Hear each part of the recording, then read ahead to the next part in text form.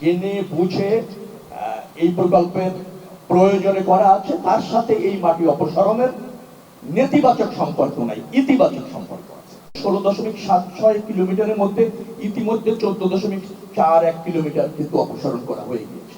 2.34 কিলোমিটারের মতো বাকি। তখনই এই ধরনের একটা নিউজ হয়েছে। এটা কিছুটা বিভ্রান্তি ছড়িয়েছে, এটা সত্য। তবে কাজটি যে এই প্রকল্পেরই অংশ, এর সাথে ভায়াডাক্টের নিরাপত্তা হুমকিতে না, বরং নিরাপত্তা রক্ষার্থে এই কাজটা।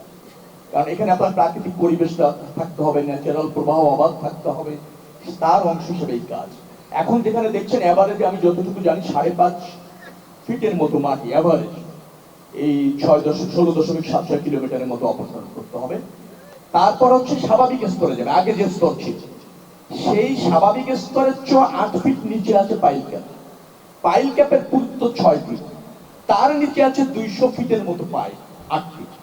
অর্থাৎ এই স্ট্রাকচার, এটা জেনে বুঝে এই প্রকল্পের প্রয়োজনে করা আছে, তার সাথে এই মাটি অপসারণের নেতিবাচক সম্পর্ক নাই, ইতিবাচক সম্পর্ক আছে।